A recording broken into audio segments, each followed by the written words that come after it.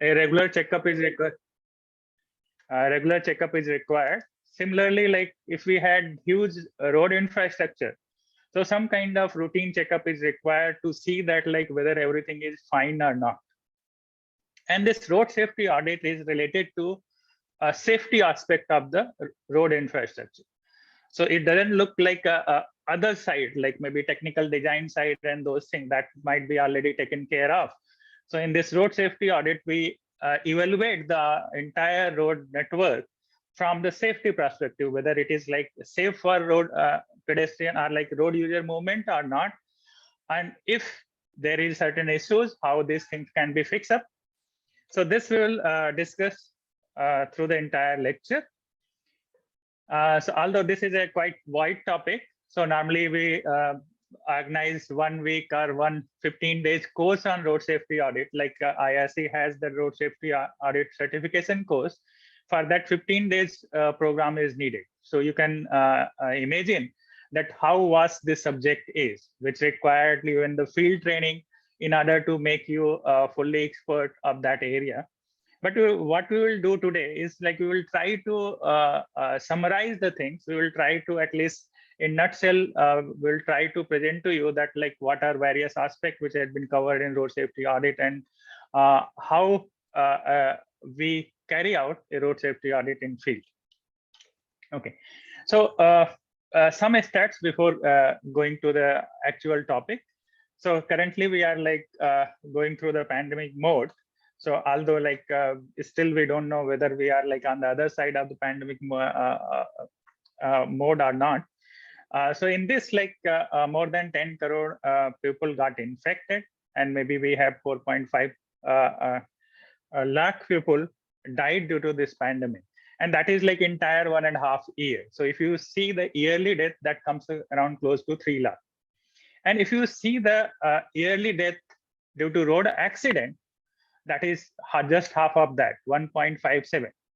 So in 2019, we have like 1.54 lakh people died due to road accident. So this is huge number. So a corona pandemic, which is like just double of that death rate, the whole world got like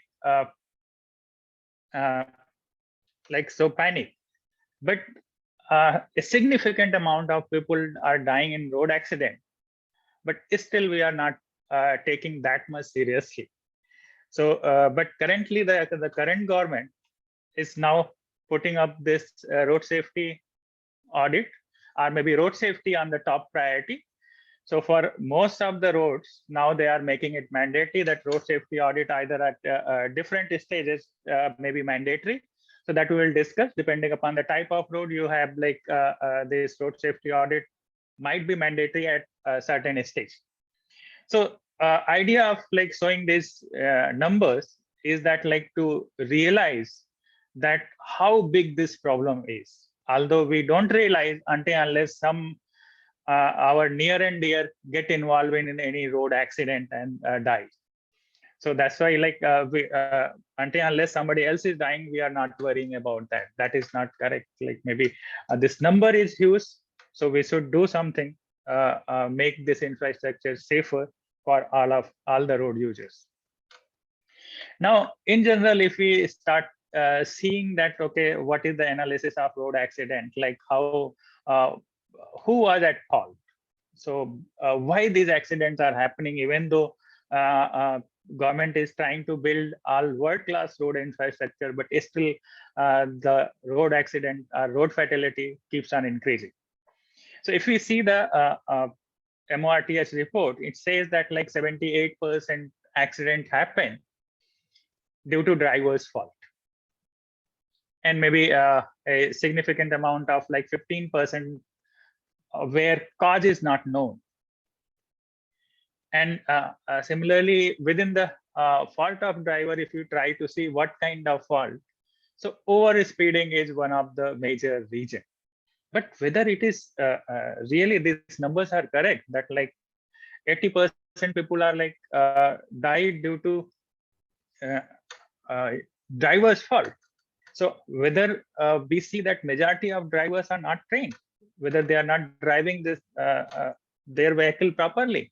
Why people wanted to put their life in the risk if these much number of these high contribution is from the driver's fault? So there is a re-evaluation is required. One of the reason like why these numbers may not be correct, because like they had not been collected scientifically. So many of the time this has been collected by a police constable who are actually not trained properly. So whatever is like he could understand, and like putting everything on the driver's head is always like someone will get rid of their responsibility. If they put like that there is an infrastructure fault, then all the other organization, maybe PWD or maybe municipal corporation, all they will come under that scanner. They will be held responsible. So that's why like most of the cases like it has been felt dropped to the driver's head. Because many of the cases like we don't do the scientific analysis of the crashes, and that's why we don't know the actual cause of the road accident. There might be a significant amount of accident which might happen for various reasons. So maybe one of the reason might be the infrastructure failure, which happens in the even other country as well. So we and where the infrastructure is far better than our country. So if our country has inferior quality of infrastructure than those countries, so why we don't have like that number reflected here as a cause of accident? So these questions raise some concern on the correctness of these numbers. So there is a reasonable amount of accident which happens due to the infrastructure failure. So driver fault like we can tackle in certain other way. So making our licensing system more stringent, taking the like community awareness, road safety awareness campaign. But if there is an infrastructure failure, how we can address those? Or if the driver is making some mistake, can we make our infrastructure in such a way that even if driver make mistake, there might be an accident, but can we reduce the severity of that accident? That is our effort, being a traffic engineer or maybe a civil engineer. That is our major contribution. We can make those infrastructure which can like at least reduce the intensity of the accident, even if driver make some mistake. So that kind of infrastructure or road we call forgiving road. So means like even driver makes mistakes, still our infrastructure has some capability to absorb up to certain extent. We can't say that we will build an infrastructure which will not have crashes. Crashes do happen in all the even developed countries, and that number is much more. But the severity of crashes in those developed world is much lower than our case. So that is our effort. That is the whole purpose of this road safety audit, that like evaluating our infrastructure and redesigning our infrastructure, considering the road user safety on the top. So, and that is how we can do that we will learn through some of the aspects in today's class. So if we talk about like the content of today's lecture, so first we'll be talking about like what is the formal definition of road safety, what is the objective, why we need to conduct road safety audit. Then this safety audit get carried out by different auditor. What is the criteria that like a one person can become a road safety auditor? What are the different stages at which this road safety audit will be carried out or generally carried out? Then what is the like kind of codal provision in order to carry out the road safety? Some of the IRC has a special code for road safety audit that we'll also discuss, and we'll see that like they had provided a kind of checklist. Once you go for road safety audit, you have to carry out carry that checklist and see each and every aspect of the checklist in the field that, and you record your observation against each and every point which has been listed in the checklist. So this is the overall content of the today's talk. So so let us like first try to see that how this road safety concept came into picture. So it came long back, 1980s in UK. So where they wanted to have some kind of safety check with all the infrastructure which were newly built, or maybe which has been like modified or improved over development project. So that was at that time it was like not a formal road safety audit, but it was a like certain guideline through which they wanted to do a safety check of all their existing development project. Subsequently, the similar guideline was adopted by USA, South Africa, Australia, Canada, France, and in India, we had adopted formally in 2010. So although IRC has codal provision in 2010 onwards, but like it took long time to actually come into field and getting realized by all the field engineers. But we are happy to know that like now in the current state, at least any civil engineer or any transport people who are involved in the road infrastructure project, they must be knowing about the road safety audit term. So they are aware of at least that there is some concept of road safety audit. So now government effort is that like to create or to train more and more people towards the road safety audit, so that like the future infrastructure can be audited properly, and we have like better and better road infrastructure which can reduce the number of crashes. So with this background, so now we can start with that, what is road safety audit? So and other question is that like, okay, why we need it? So if we go with the formal definition of road safety audit, so it states that road safety audit is a formal examination of a future road traffic project or existing road. So, and in which an independent qualified team looks at the project crash potential and safety performance. So here a few things are important. So it's like a formal process through which we try to evaluate not only the future road project, but also the current existing road project as well. And this has to be done by independent person. Why independent? Is like maybe if you are a shopkeeper, so always like whatever product you are going to sell, you can never say that your product is fault. Always you will like say that your product is the best. So similarly, if you are building an infrastructure, you will always get biased towards your project. You will always try to project all the good thing about the project, but not the shortcomings of the project. And that's why like this road safety audit has to be conducted by an independent person who are actually not involved in the construction of that project. So that will be independent, and it is expected that if he is independent, he will not bias towards that project. So he will give his independent and honest opinion.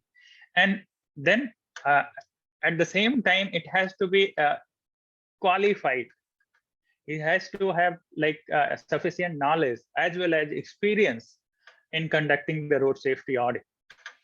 Then what he does, he try to see that like what is the crash potential of that project, how much like accident might be anticipated with the current infrastructure, and even if accident happen, what is the severity level, what are the safety features which has been used in that project.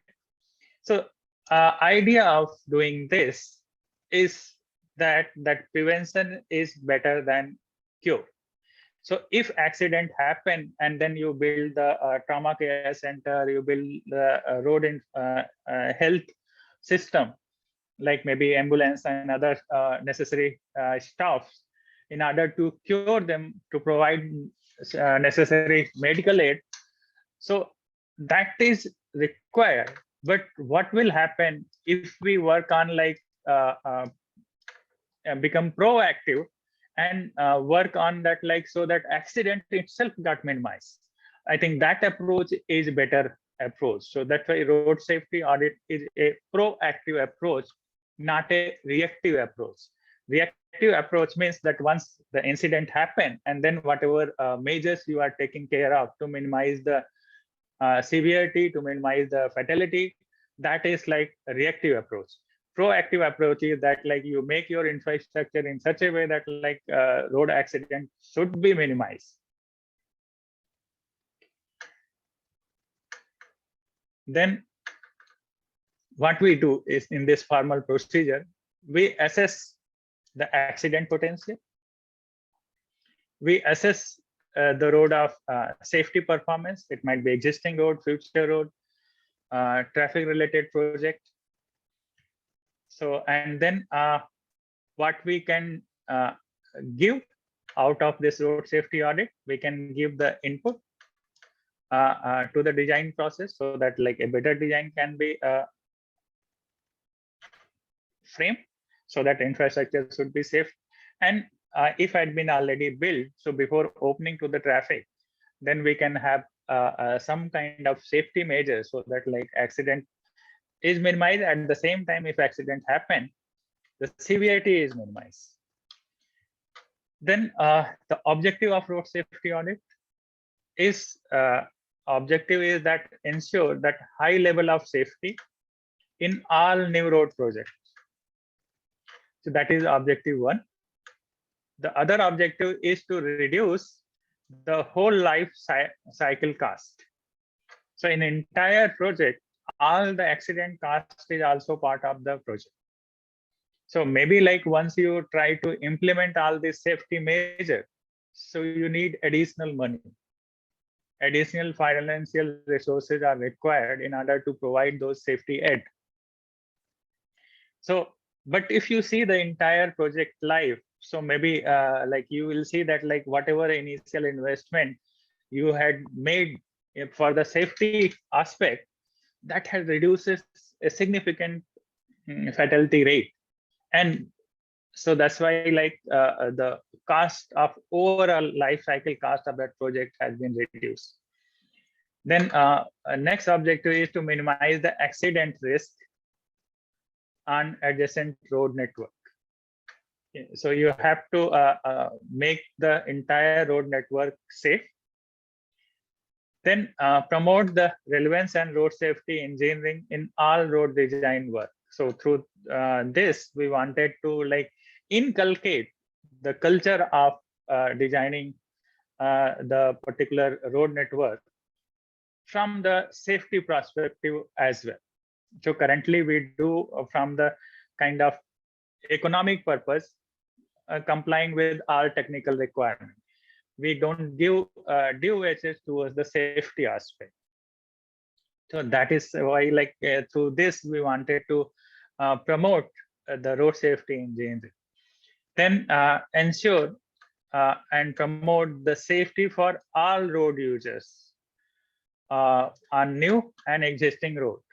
So all road users, what are these all road users? Like maybe there might be variety of people who might be using your road infrastructure. They might be the pedestrian, they might be cyclists, they might be two-wheeler, there might be truck, cars. But whether we design our infrastructure for all of them? So answer may be no, because maybe we may not give proper weightage to these users, or maybe this two-wheeler.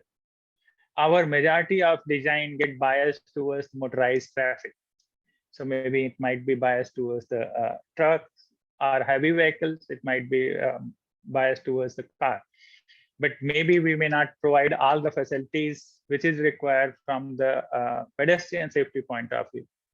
Whether we had provide proper paved shoulder to pedestrian walkway, whether we had provide proper zebra crossing to cross the pedestrian, or maybe flyover where it foot overbridge where it is required, whether that has been taken care, whether we had provided the cycle track to separate the cycle traffic from the normal traffic movement. So in many of the infrastructure case, you will see that these features are missing. And that's why like we say that like this road safety audit, we see the safety from all user perspective, not from only car, not from only motorized traffic. We look for pedestrian and cyclists or all road users, which is like going to use that infrastructure. So this is one of the important, whenever we conduct the road safety audit, it doesn't mean that we conduct only for motorized traffic. We see for non-motorized traffic as well, whether they are safe once they move on the particular road, and especially on urban road, where like the pedestrian movement or cyclist movement is in majority. There we need to have like additional care and additional facilities for this particular group of road use. Then one of the common question which has been asked that like whatever road we design, that we design following all IRC code or all the fundamental theories which had been well proven. So now question is that if we are designing all the roads with complying with IRC code, then where is the problem? Why this road safety audit is required? So if IRC codes has been followed and everything is fine, constructed in a proper way, then whether we still require road safety audit? So answer is yes, still we require road safety audit. And why we require? So there are like some of these issues by which like we required a separate road safety audit, even though everything IRC code has been taken care of. So what could be the major issues? Some of these, although it's not all list of all issues, but some of the majors are that like maybe some of the IRC code, you can also realize that some of the IRC code, like recently in last 4-5 years, a majority of code got revised. But still there are many codes, and even in traffic engineering also, they had those are not revised maybe since like maybe 10-15 years. So maybe those things got outdated. All the values maybe got outdated and may not be efficient from the safety point of view.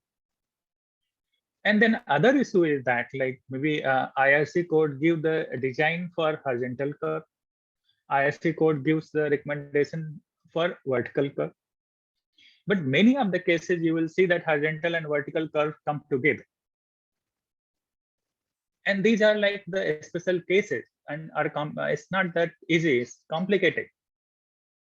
And you will not find the recommendation in IRC code that is straightforward, because these are the very case specific problems. And it is just not possible to rewrite each and every possible cases in the code.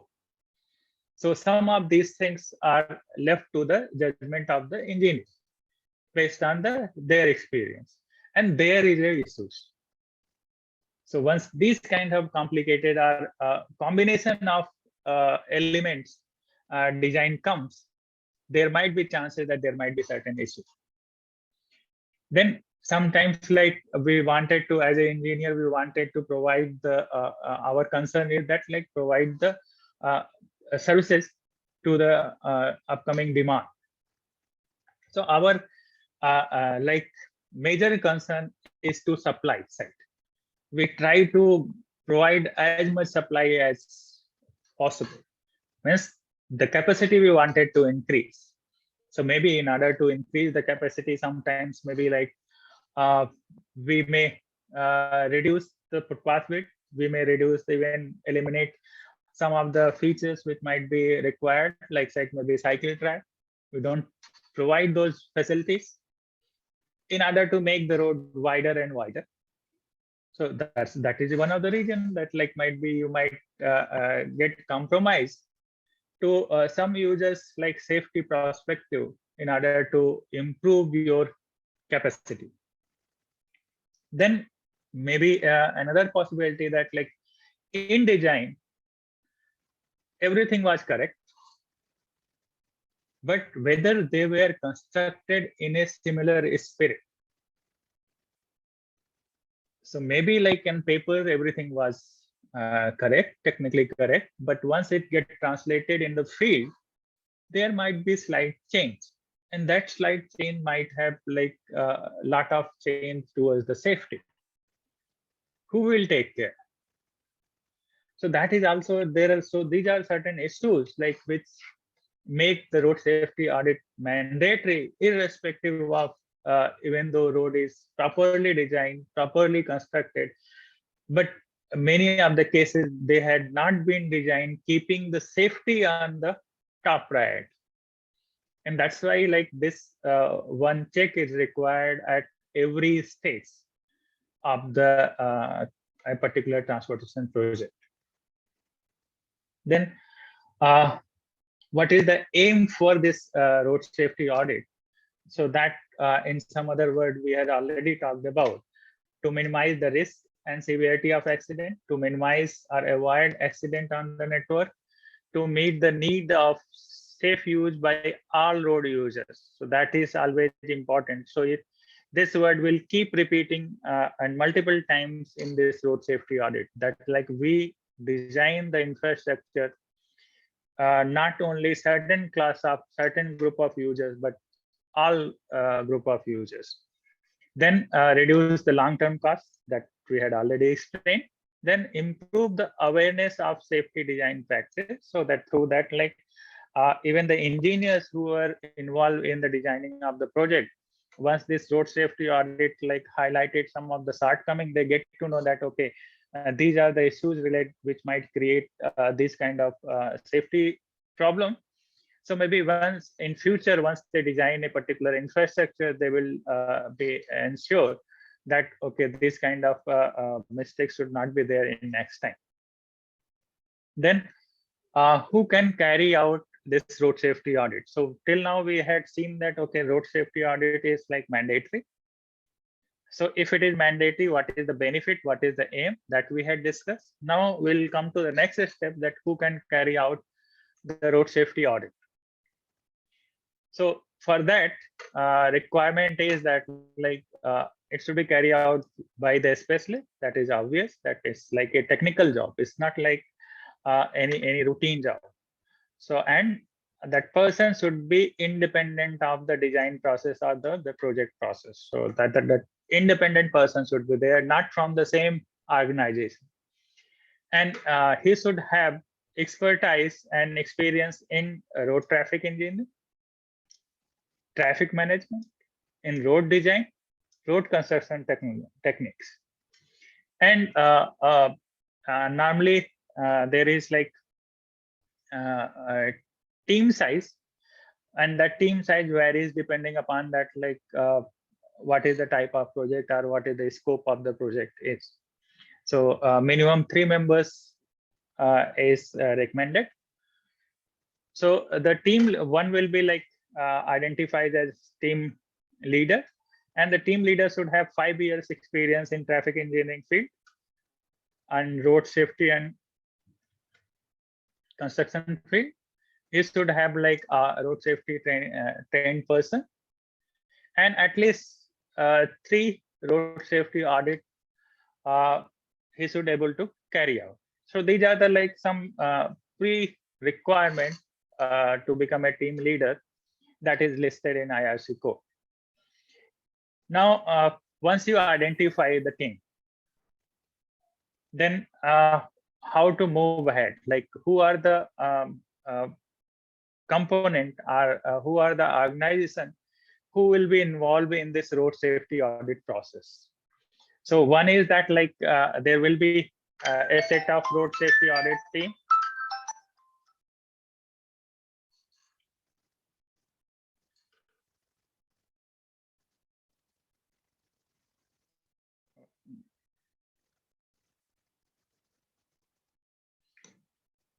Sorry.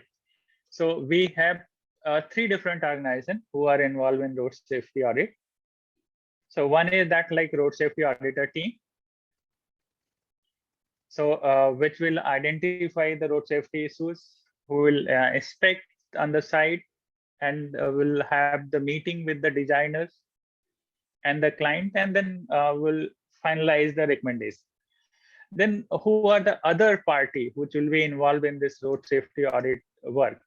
So one is that like client, it's like concessionaire who is like owning that project, and other is like the designer who had designed the project, because like we required all the details of that project. So for that, like the designer will be able to answer maybe some of the information. If it is not present on the report, we may always ask those additional information from the designer. So that's why these three, all three will be part of that. So we'll see that like how we proceed in a step by step. So all these three organizations, they interact with each other at different stages, and then based on the interaction, road safety auditor team prepares the report. Now, what kind of projects needs to be audited? So all expressway project, for a major 4-laning project, reconstruction and realignment project, even the project which is like related to intersection design, whether it might be signalized or unsignalized.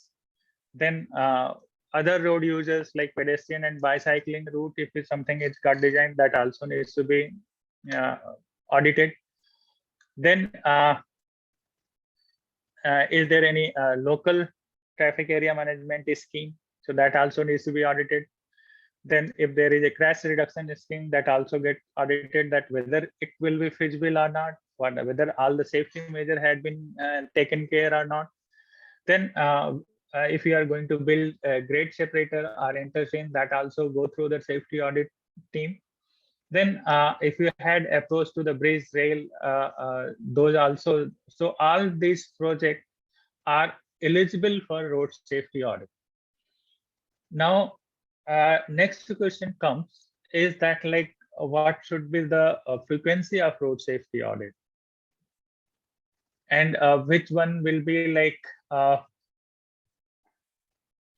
be eligible for mandatory road safety audit, and where we can maybe have some liberty in deciding. So maybe like let us go in a other table. So this table is like little bit have better explanation. Like if the accident is like more frequent on a particular infrastructure, and it's this the severity of accident is catastrophic, then definitely it should go for a road safety audit.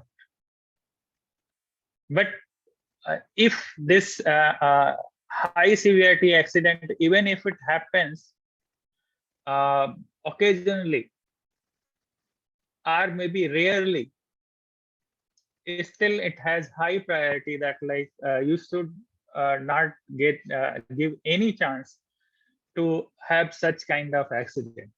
But if accident severity is minor and it happens like occasionally, it's not that on regular basis is happening, so then maybe like you can take some liberty. And if it is this minor accident is happening rarely, then you can take a chance. So maybe like if budget is not there, you can avoid this road safety audit in those cases. So that's why like depending upon the frequency of accident, depending upon the severity of accident, because like even though less severe, but if it happens more frequently, that is also a matter of concern. But a very serious accident, even it happens rarely, but that also is a matter of concern. So this like both the aspect we need to consider in order to make a particular project eligible for road safety audit. Now, this like how to do this road safety audit, whether we like by providing the codal provision, by providing the policies that like you should have that road safety audit, or we should have that safer road, that kind of policy, whether that is sufficient. So maybe that is not sufficient, because like we need to have a very stringent rule to conduct the road safety audits and to all uh, projects which had like potential, like in previous table we had seen potential in terms of either frequency or in terms of severity, should go through the road safety audit. Okay, so this is like one of the example where horizontal and vertical curves both are together. So these are like crucial locations. So sometimes if they are not designed properly, here it has been observed that most of the time, like many of the vehicle goes over this footpath. So they are not able to manage their vehicle with keeping within the carriageway. So similarly, here if you see there is issues like maybe this embankment is eroded, and apart from that, this road is taking turn in this way, and this like this level difference is huge. So until unless you provide a safety barrier here, there is a chance that like if driver makes any mistakes, if he tries to maneuver at higher speed, he will be out of the road, and if he is become out of the road, so there will be chances of very serious accident. So all these cases from the only this providing this delineator is not going to help. You need crash barrier all along this road. Then there was a road which was having like kind of a T junction. So frequently it was observed that in night time there is like the accident that vehicles are going out of the carriageway. So in these cases, like once we see from the technical point of view, so everything was perfect. Super elevation, whatever is provided, that was perfect. The problem was that like in night time, because there was not proper chevron sign or delineator in order to tell the driver that this road is turning. Driver does not realize that this road is going to turn. And by the time they realize, that become quite late, and then they go out of the track. So although technically it is correct, but because the safety features are missing, so that's why they are not able to guide the driver in a proper sense. Then this we had already talked about, like what are the different qualification and background. So driver has that road safety specialist should have like all these experience. Then along with that, like you should have some people in your team, maybe it might be police officer, or he might be like aware of vulnerable road users needs.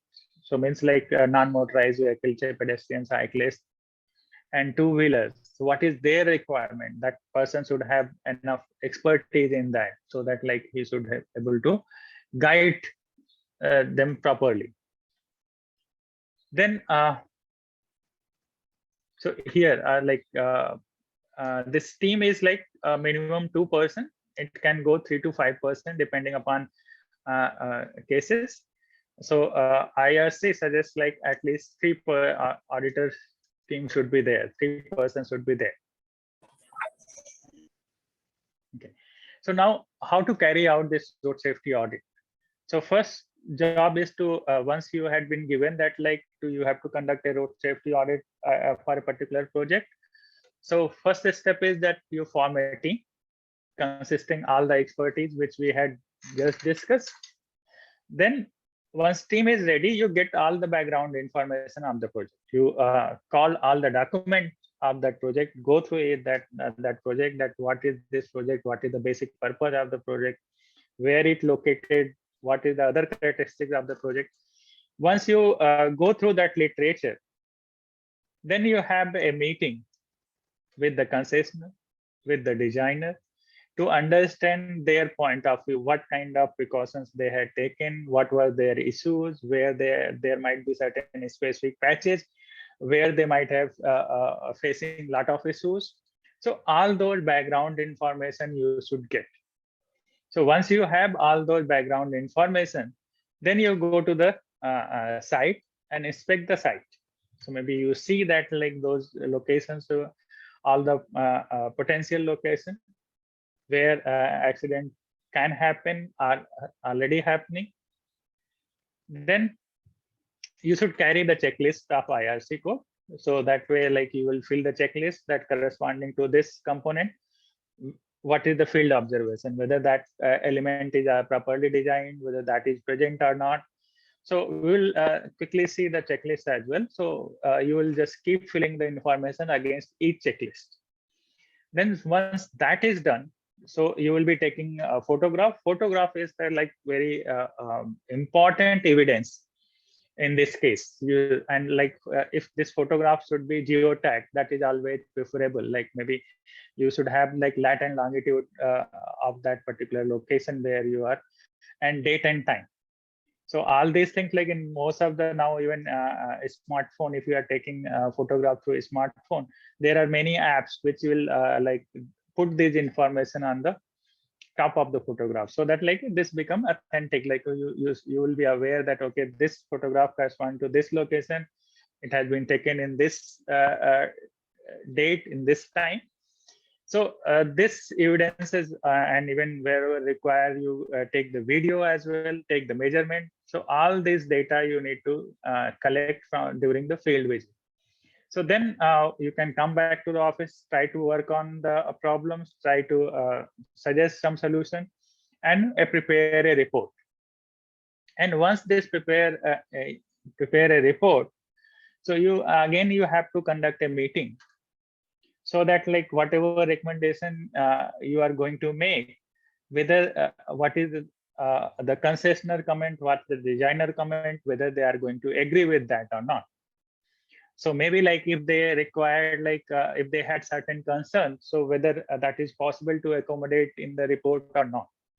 So even if they are not, like if you find that okay, this safety measure is mandatory, even if concessionaire is not ready, so still you can go ahead with that if you feel that is important.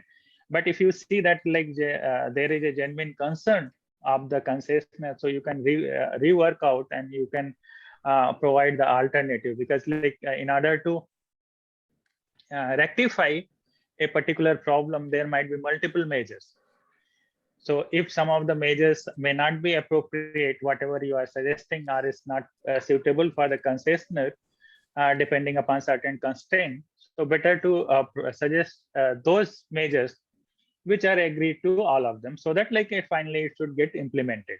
So once you had rectified everything, you had revised your report, so then your report becomes final and that can be submitted. So that is the entire process. So even in this process, so sometimes like you are preparing the report and you find that okay, some of the data which is required, like maybe it require more, or maybe certain section maybe required revisit. So you can again go back and visit the site and collect the data and come back. So there are multiple times like this site, and sometimes this site visit, it should not be only in daytime, because in daytime you cannot see that like whether reflector and signboard, road marking, delineator, whether they are properly visible or not. So you have to go conduct the safety audit in night time as well. So in daytime you see that how infrastructure look like, whether it is safe for all road users or not. At the same time, you have to visit in night time also, that whether the infrastructure is sufficient or not for all road users. Then what are the different stages at which this road safety audit should be carried out? So these are the 6 stages at which this road safety audit can be conducted. Once is that very initial stage, in feasibility stage. Once you had prepared a feasibility stage report of a particular project, then we will see that from safety point of view, whether that project is safe or not. And afterwards, maybe once preliminary design is done, you can go through it and you can suggest some and then a similar thing happens in detailed design. Once detailed design a particular highway infrastructure is ready, you go through it and you see that whether all the necessary provisions are there from road safety point of view or not. Maybe the intersection is properly designed or not, whether all the channelizing islands, whether they will be able to separate all the traffic movement and they will be able to minimize the crashes or not. So because if these things can be very well changed and modified in the design stage itself, because once it is get constructed, then the changing the entire layout of the kind of infrastructure sometimes may not be possible, and sometimes it will be very costly. So that's why at this stage, preliminary design stage and detailed design stage itself, you can carry out this road safety audit and provide your input so that the design can be modified before it get to constructed.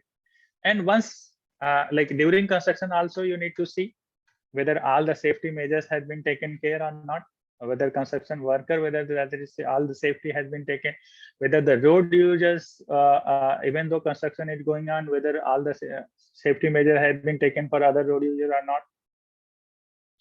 So once construction is done, so another check is required before opening to the traffic. We will travel over that constructed road and you will see that whether all the suggested measures has been implemented or not, or maybe some of the measures which may not be, you may not able to anticipate during the construction or during the detailed design stage, that you can do it before opening.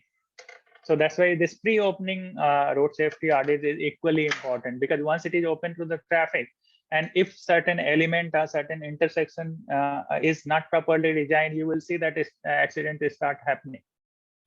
So in order to reduce those possibilities, this pre-opening audit is required. And then road safety audit for existing roads. So maybe it's not that all new road safety, new infrastructure should go through the road safety, but all the existing infrastructure can be improved through this road safety. So all these 6 stages are there. We will quickly see all these stages. Okay, so this road safety audit is proactive. So we are before the result come, accident come, we are trying to fix it up. It is a systematic process. It's not that randomly you can do anything and suggest anything. You have from step by step, you go ahead and you suggest your measure. It is independent from the people who are involved in this organization. It is a comprehensive one. So this is you require sometimes all sorts of data in order to do an in-depth analysis and come up with the proper measure. And it ensures that entire project cost reduces. So even though this requires some cost, but it might going to save a lot of other costs. Then a few more important thing is that this road safety audit is preventive, not reactive, that we had already discussed. This is different. Road safety audit is different than the accident investigation. So on accident investigation, once accident happens, then people go and investigate that and figure out what is the possible reason for that accident. Road safety audit is not that. Road safety audit is preventive. So before the accident happens, what kind of measures one should take. Okay. Then some of the other concerns, sometimes once you propose that, okay, your this project should go road safety audit, the concessionaire may not be ready.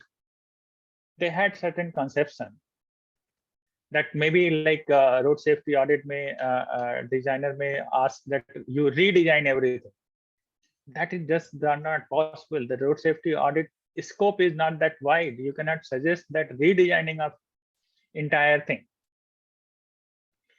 So and it is like maybe you need to look for some of the minor detail which might be missed out, some of the aspect from the safety which might be missed out during the designing, or sometimes like there are various elements altogether get interlinked.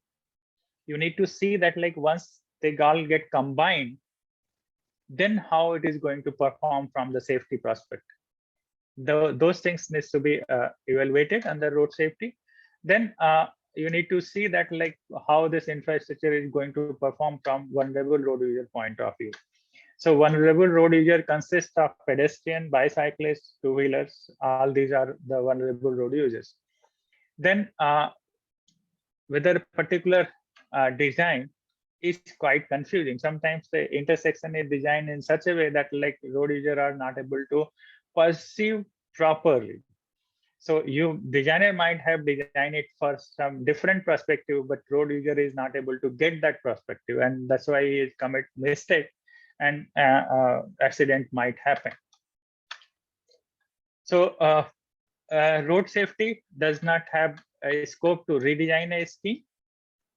Neither we are going to check whether the layer thickness or the pavement thickness is sufficient or not. Those are not part of the road safety audit.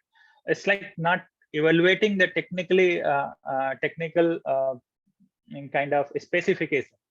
Those are not part of the road safety audit. Neither we are going to give some kind of rating that okay, this project is like maybe better than the previous project, or maybe this is 5-star rating, or those kind of things doesn't come under road safety audit. So neither it is like raise subjective personal concern. So this cannot be used to as a tool to harass any concessionaire, and neither it is a accident investigation.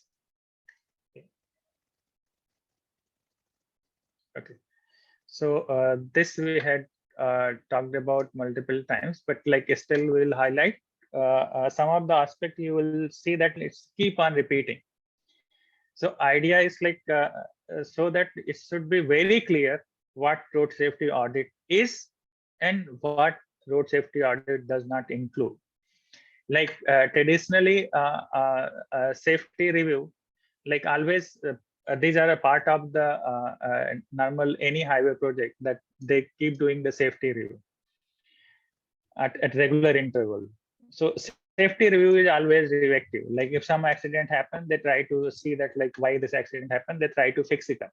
But road safety audit is proactive. Beforehand you are trying to fix it up. Then in road safety review, in-house engineers team are going to review that. But here it is independent team.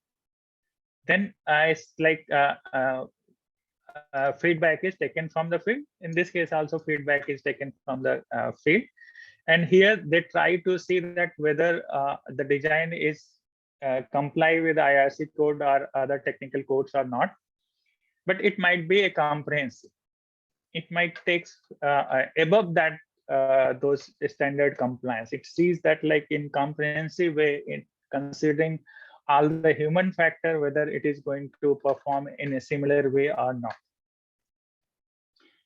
Now, this is like the kind of entire audit process. So first, like selection of audit team, which will be done by concessionaire or designer. Then provide them the background information. That designer will provide all the relevant details.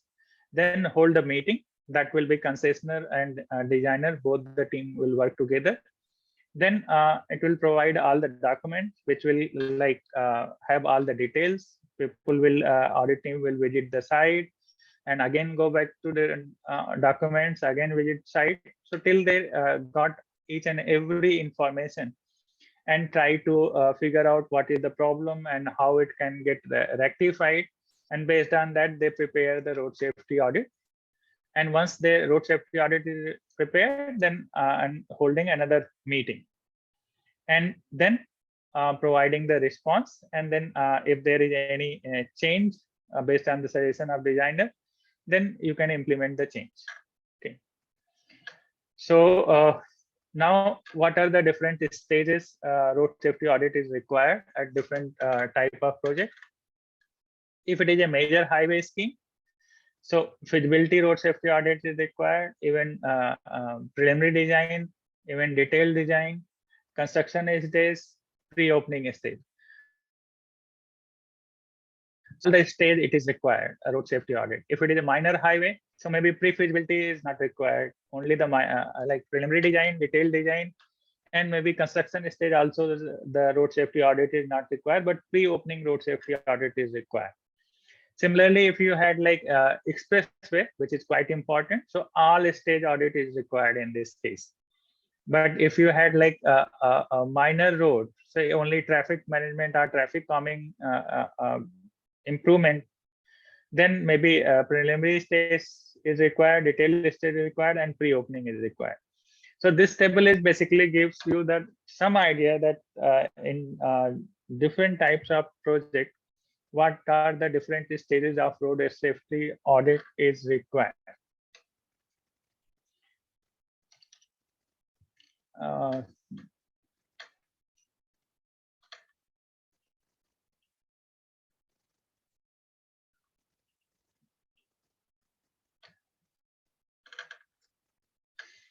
Okay, so what will be the different type of element which will be covered under road safety audit?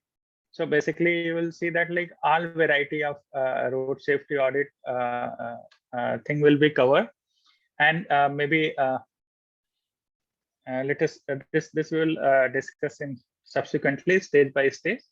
So these are the basically 6 stages of road safety audit. So planning and feasibility stage, preliminary design stage, detailed design stage, construction, pre-opening, existing road. So in stage 1, what exactly we will be doing as a road safety audit? So maybe we will see that what kind of route choice has been proposed. So maybe like this is a interconnection between place A to place B. So which route has been chosen? What kind of design standard is proposed to be followed? Whether that standard is updated or not. Then once this project will be implemented, what will be the impact to the adjacent road network? So that also we need to see. Then what kind of intersection type it has been designed. So maybe like based on the projected traffic, whether that type of intersection is appropriate or not. Then whether any kind of it will create any kind of hazard. If it is a road safety development, roadside development, like maybe if you are building a road and there is already a dense population, so that may create some kind of hazard there, whether that can be taken care or not. Then what are the various standards specified? So these are the some of the basic things which will be looking under stage 1. So maybe like some of the examples, like maybe you might have some proposal where there might be a label difference once you are trying to propose a bridge. That may not be advisable. Okay, so under this, there might be a different checklist which might be required. Checklist for like general terms. There are certain general issues which we need to look into. Cross-section related checklist, alignment related checklist, intersection related checklist, junction, vulnerable road user provision, whether it has been provided or not, road sign and marking related checklist. So and roadside hazard related checklist. So all these checklists can be used in this feasibility stage audit. Depending upon the type of project. All may not be required, but some of them might be required.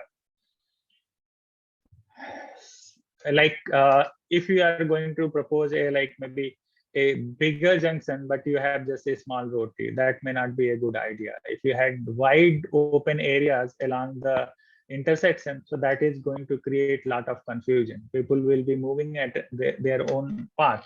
They will not move in well-defined channel.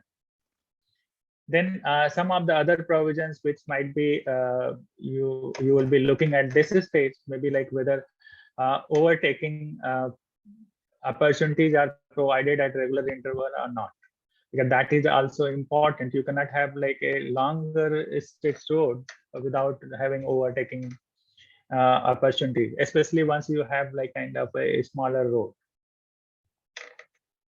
Similarly, at our location, whether the side distances are properly available, whether junctions are properly designed or not. So those things we will consider under this. Then whether we had provided the provisions from all road user point of view or not. So that might be, as we had already discussed, this will include pedestrian, maybe old age people, cyclists, cars, and maybe even in some cases, animal as well. So why this animal is required, especially like if you are building a project through the forest area, then maybe like you may think of providing some kind of animal bridge, like maybe where vehicle will be moving at like a downgrade. So sometimes like even here vehicle is moving at level, animal has to go up, and sometimes this is like downgrade, and then animal might be moving at level. So that way, but you need to provide somewhere like where animal can cross this road comfortably. Otherwise, like there might be a fatal accident if they are crossing at on the road any point of time, any location, because that prediction will be may not be properly available, and then driver will not able to take proper action. So these things are important. And then maybe once you are proposing something, so maybe a 2-lane road you are proposing, so whether you have kept into mind that like there might be a future expansion which might be possible, whether that scope had been considered or not. So all these conceptual level things we try to identify in the pre-feasibility report, and then whatever is the surface level you had considered, whether that surface level is sufficient. So otherwise sometimes happen whatever is that like surface level you had decided, if you are not taken the water level or flood level in that region which exists over the year. So it may happen that like your road got submerged during the monsoon season. So that should not happen. Then in second stage, like once you have feasibility stage, then you go for preliminary design.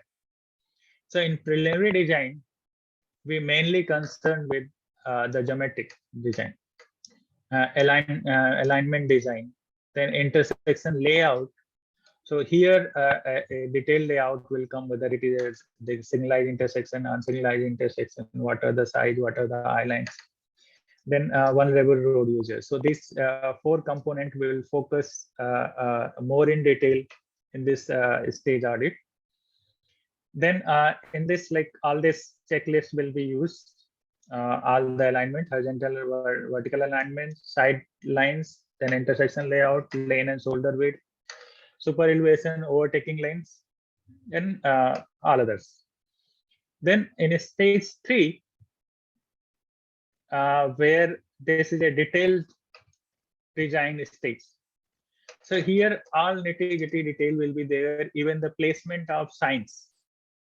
So those also we will be seeing, and whether the side distance are available or not, whether the clear zones are provided or not. Like once you have on the highway, on the either side, you should have some kind of clear zone. So if your road vehicle goes out of the track, it should not hit any infrastructure or any tree. So there should be some kind of clear zone. Then geometric design. So here detailed geometric design aspect will be evaluated. Embankment slope will be taken care. and whether if the embankment level difference is high, whether the proper barricade crash barrier has been provided or not. Then signboard and lane marking, whether it is considered properly or not. So sometimes, like if you had restriction of overtaking at particular location, whether the respective signboard has been provided or not. Then traffic control, all the provision, if you are going to provide a signalized intersection, whether the signal design is taken care of all everything or not. So similarly, lighting. So some of the location lighting might plays a very crucial role in order to see that entire infrastructure accurately in night time. So that is also needs to be looked into. So all these things will be looking at the detailed design stage.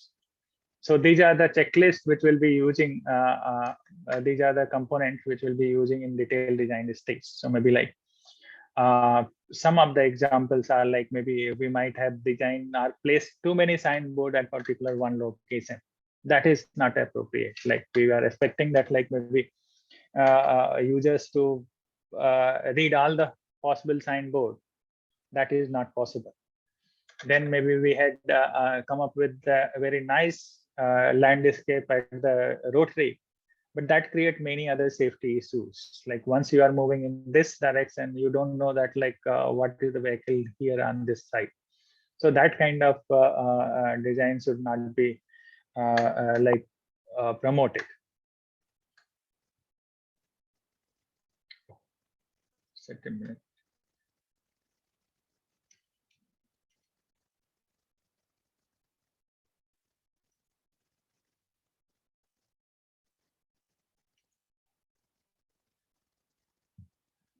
Okay, so I hope now you will be able to see the intersection. So this is like maybe a intersection which has been proposed. So although it's looked like that everything is provided accurately, but once we do the road safety and design road safety audit, and we could see that like there is not proper separation for the different movement. Maybe like this movement as well as we require this movement. And here these things are not properly extended, that vehicle can go like this. Okay, so that like is got redesigned, and you will appreciate the once it got redesigned, and it looks quite nice. And here this opening is wide. This wide median opening creates a lot of confusion. We need to design the openings in such a way that like there should not be any extra space. So here, if you see, this is like this movement is separated, and this is, space is narrowed down in order to mandatory reduction in speed while approaching to this road. And he will be moving in this direction. And similarly, entry width has been also narrowed, so that the vehicle which is coming from this direction, he should not come with the high speed. And because of this channelizing island, so this vehicle and this vehicle, the angle of conflict is lower. So once angle of conflict is lower, the accident severity is also reduces. So you could see that like this intersection, which had been initially proposed, got changed to this layout. So and the design itself. So that is a lot of saving. If it got constructed, it have been very difficult to remove everything and put in a different layout. Okay. So similarly, you have another T intersection, which is like proposed intersection. Then it got like modified and it got redesigned.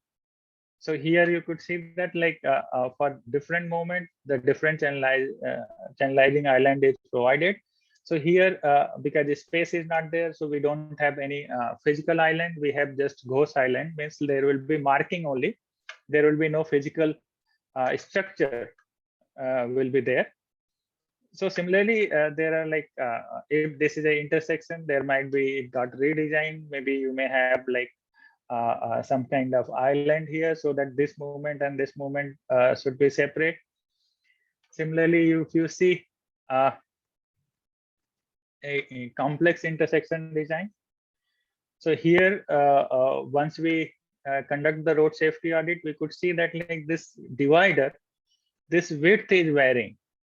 So although from the architecture point of view, from the aesthetic point of view, this looks quite nice that you have a kind of a divider which is having varying width. But think from the driver perspective, which is like entering into this, he does not expect that as he move ahead, the road will become narrower and narrower. So that is not advisable from the safety point of view. So so some of these designing defect you can identify while doing the safety aspect, because that like you will be evaluating the infrastructure from the safety perspective. Then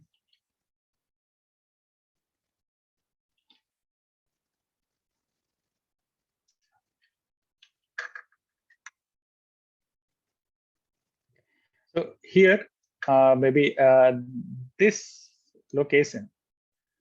So the vehicle has to like go in this way, and there might be some vehicle which might be going this way. So whatever this opening is space, this is like not proper, because it has to get the gap between this traffic which is moving in this way. This vehicle has to get gap before merging into it.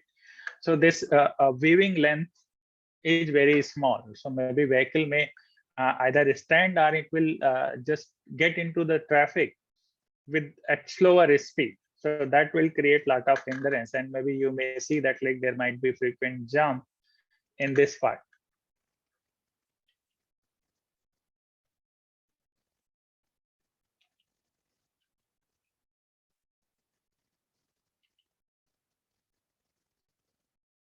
Okay, so maybe here you may see that this is a wide open intersection.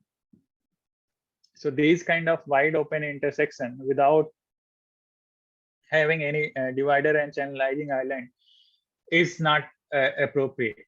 So that will like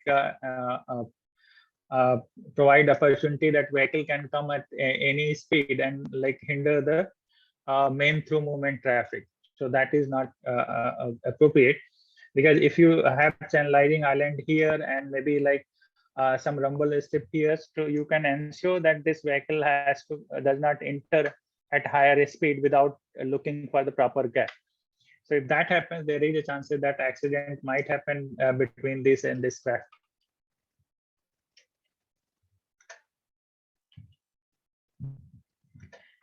Then fourth safety aspect, like while during construction, you have to see that like whether crash protection has been provided at a different location where construction is going on, whether proper delineators is provided, whether proper signboards are provided that construction ahead, and these things has to be provided well in advance so that drivers should know that like the construction zone ahead, and whether proper traffic control has been provided, traffic management is provided. Otherwise, you will see that most of the location where construction is going on, traffic always get congested in those regions, and that there is a huge jump which subsequently happen.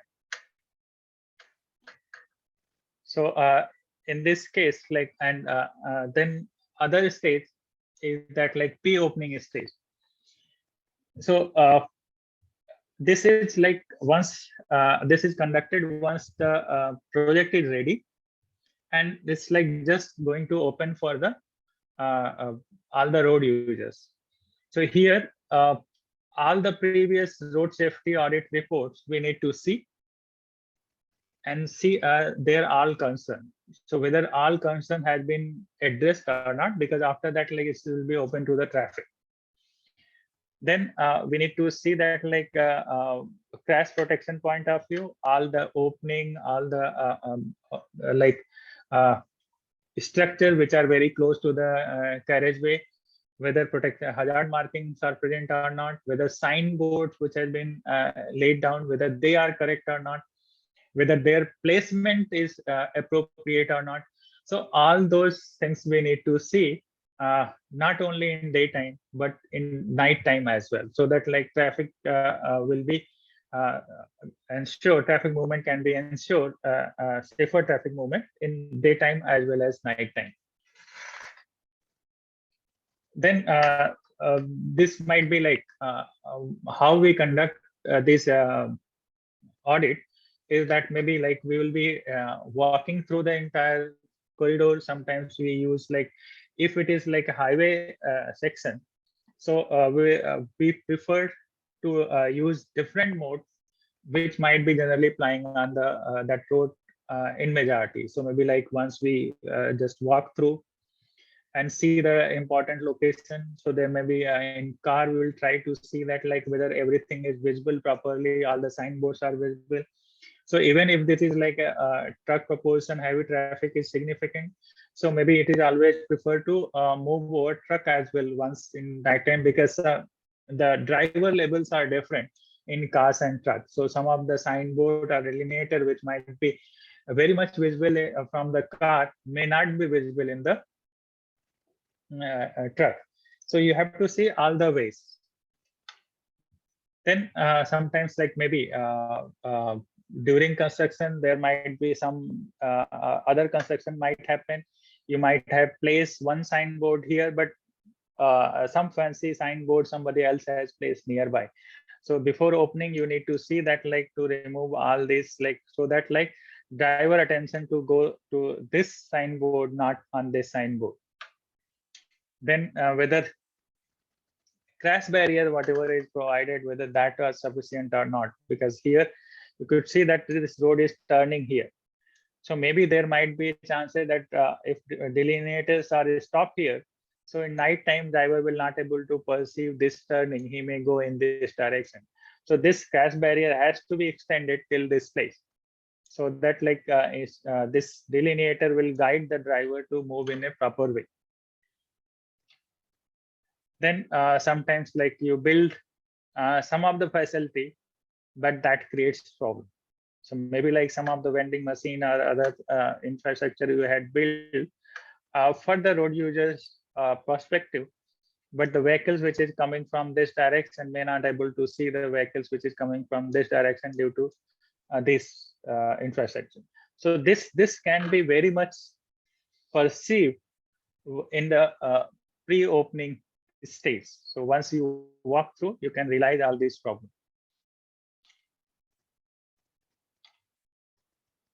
Okay, so now we will quickly see some of the checklists. Like initial code was like SP88 2010, but now it got modified. Now we had a revised code available 2019, which is like even you can just Google, you can get all these codes freely available, or maybe you can buy through IRC. So this is a nice document to go through it, and it has all the procedure. Along with that, you have a certain list of checklists which are like this. They had like these 5 checklists. So one checklist is for feasibility stage, and there is like for design stage, construction stage, pre-opening stage, and existing audit stage. So in previous version in 2010, so all these checklists were not categorized that precisely. They had like a combined list of checklists, and depending upon the requirement, you can use those checklists. But here they had nicely segregated the checklist for each stage of audit. So if you are going for pre-opening stage audit, you take out all the checklists corresponding to this stage, and you will get all the steps, all the points which you need to take care. So how this checklist look like is like this. So here there will be a number of questions or concerns depending upon the different component. So maybe these concerns are like related to road design standard, and you need there is a space given, so where you need to provide whether this kind of element is applicable or not. So all these things which are listed, like say, does the project road reveal route or site with bad accident record? So this corresponding to each component, you can write whether it is applicable or not. So maybe yes or no are not applicable. So you can tick, and then you can write comment as well. If you had any specific observation corresponding to that, you can mention. And similarly, related to other alignment, other component, you have different question. Will all merging and diverging and weaving areas be safe? So here it said all merging. So it means that whatever in that project length, whatever you have merging, diverging, all the location, you need to check all the location, and you need to see whether all are safe or not. So maybe if it is all are not safe, you need to say that no. And then you have to write maybe chainage number this, this merging needs improvement. Chainage number this diverging needs improvement. And you note down the problems along with the photograph that, okay, this is the problem. And in photograph, you can highlight that this is the problem. On the side of the photograph, you can write what is the problem. Then on the next column, you can write what is the suggested measure. And then another column is also required whether this measure or this concern is urgent, or maybe like important or very important, or it's urgent, depending upon its potential towards the safety or crashes. So if it is like a crash potential is very high, so that needs to be treated as an urgent basis, are very important. So that way you can also categorize different concern under different category. These are some other example of checklist related to visibility and side distance. Are the side distance and stopping side distance are adequate throughout the proposal? So in order to adjust this one line, you need to see all the throughout the project whether side distances are available at all places, whether the stopping side distances are available throughout the project. So then you have to comment on it. So a few more related to cross section. So similarly, like if you go through it, you have many such checklists corresponding to each stage of audit. Okay, like this is horizontal and vertical alignment. Okay. So now there are few examples from the older code. So like 2010. So although this doesn't make sense now, earlier checklist was look like this, but now we have a much better design with detailed checklist. So it's like this way I had kept this slide intensely just to give you one feel that how the older code was look like, but now this code has modified, and it has all the detailed provision that how to prepare a report as well.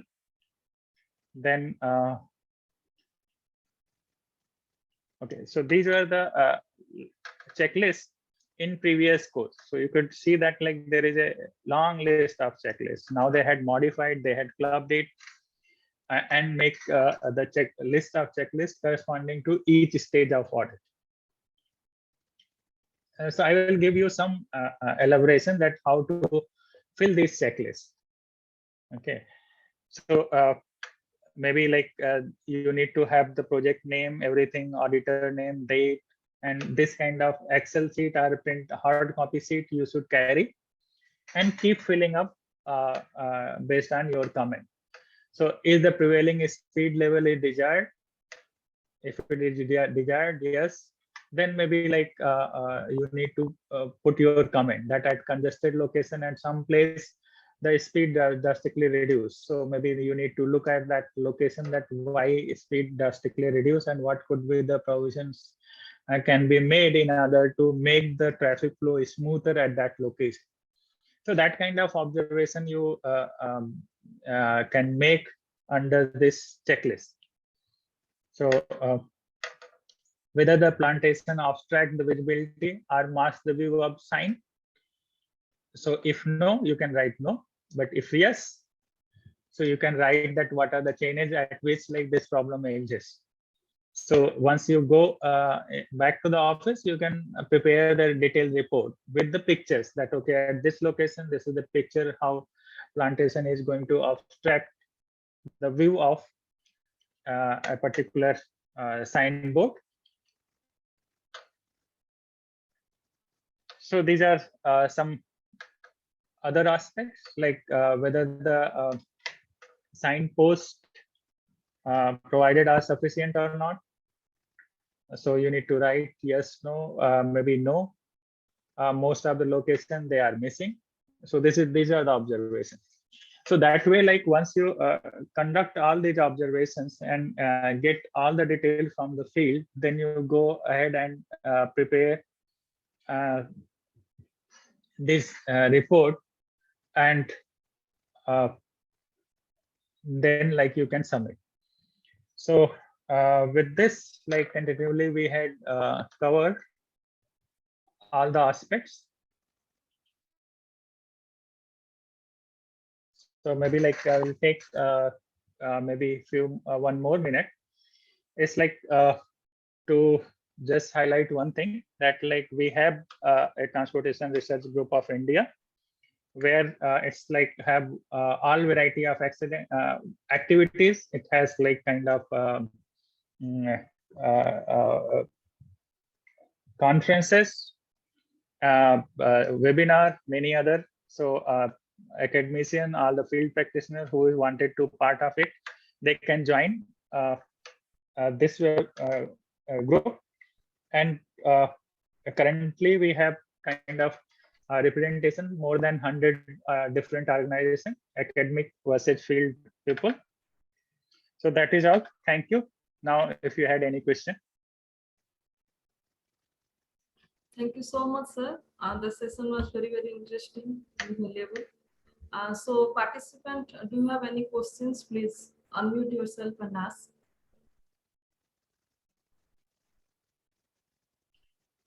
Any questions? I'm not able to hear you.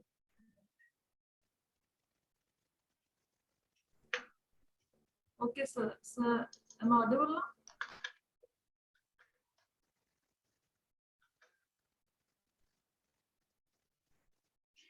now? Dr. Madhu, I am not able to hear you. Yes, sir. Am I audible now, sir?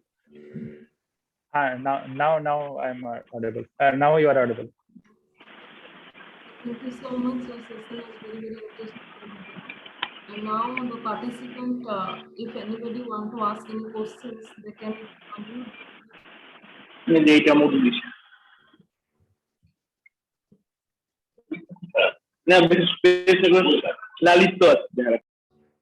Any question from participants?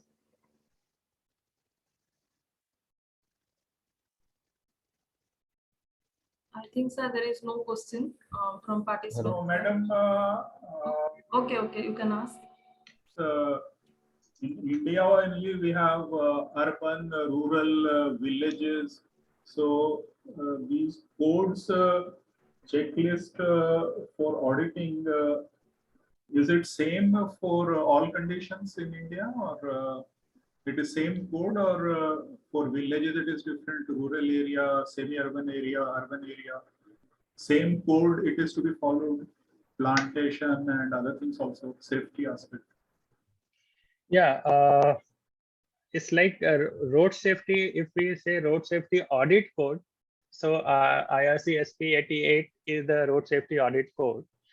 But in some cases you will find, because like this code cannot have all the provision.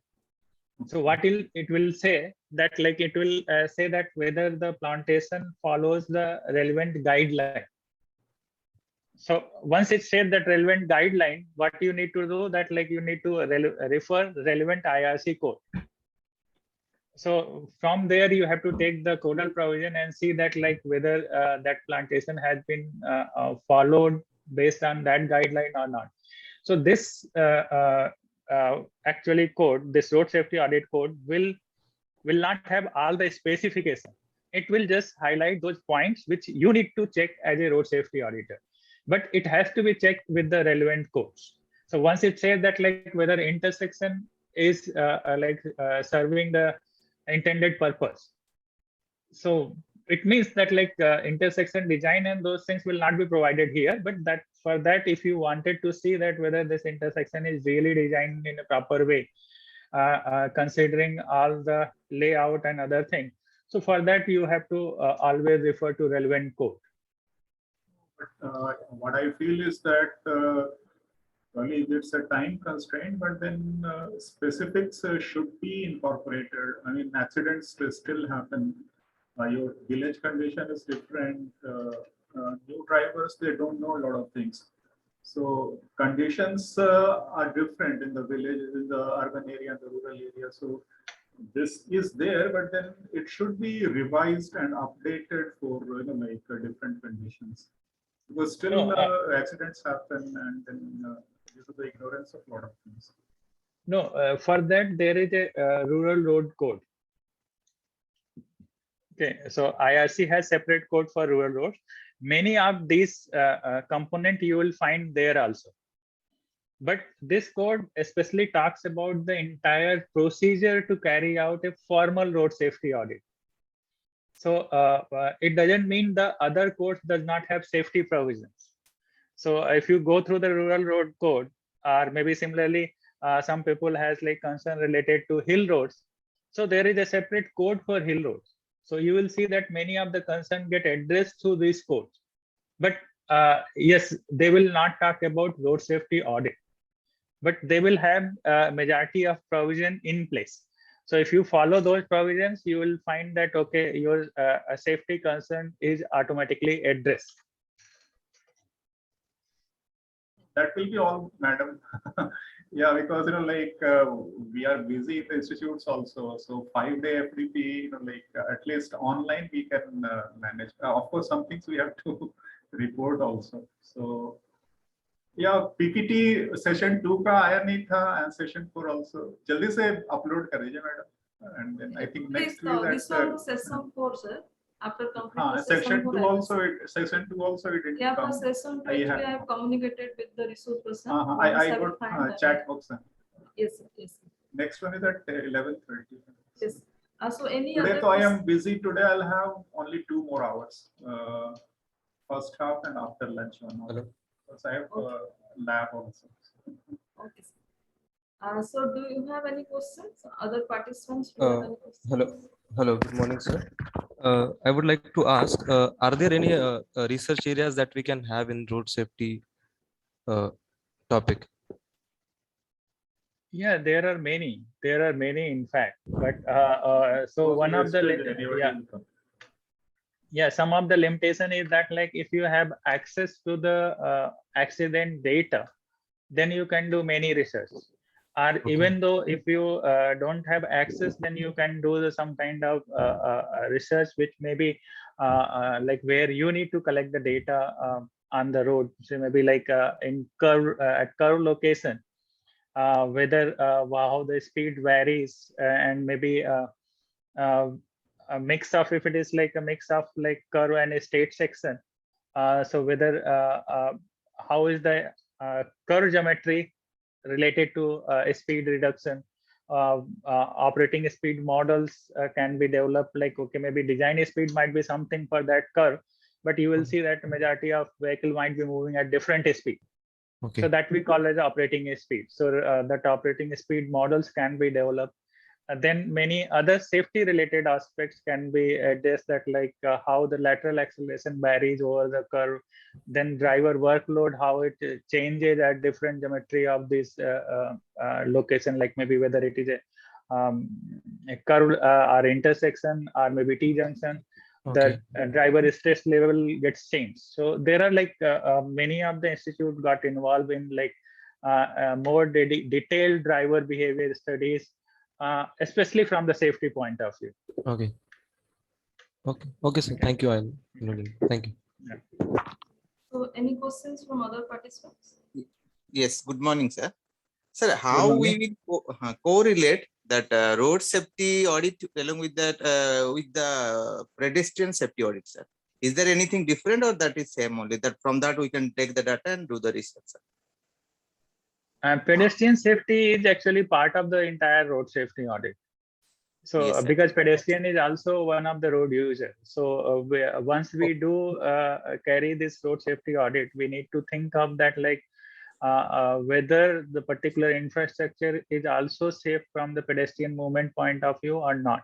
And especially those locations, especially in urban setup, if you had a reasonable good number of pedestrian movement around that place, then that location has to be more closely visited from the pedestrian safety point of view.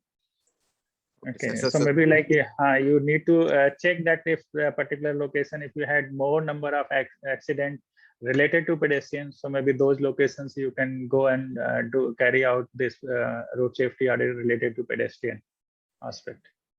We no need to do, sir, any another Excel for the pedestrian specially. That is enough. Whatever the road safety audit will be, it can be used for them. Yeah, it can be used. Yeah, it can be. Only thing, like you need to develop your expertise related to pedestrian Okay. facilities. Yes, So you yes. should know that, like what is the provisions of different facilities which IRC suggests, Yes, especially for pedestrian. Yes, sir. Yes. Thank you, sir. So from any other participants, is there any questions? So now I think queries of all the participants have been addressed.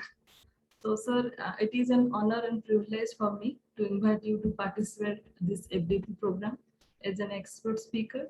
Thank you so much, sir, for accepting the invitation. Thanks a lot. Yeah, thank you, Dr. Madhulisa, and all the audience for patience listening and interaction. Thank you all.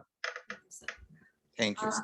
So participants, we will meet again at 11:30 a.m. for our next session, that is session 5, which will be on forensic geotechnical engineering issues and challenges by Professor G.L. Babu, Sivakumar Babu from IISc Bangalore. So all the participants are requested to kindly assemble on this virtual platform for the session. In order to avoid any last time technical issue, it is requested to join all of you to 10 minutes prior to the session time. Thank you all for your patience of listening. Thank you so much.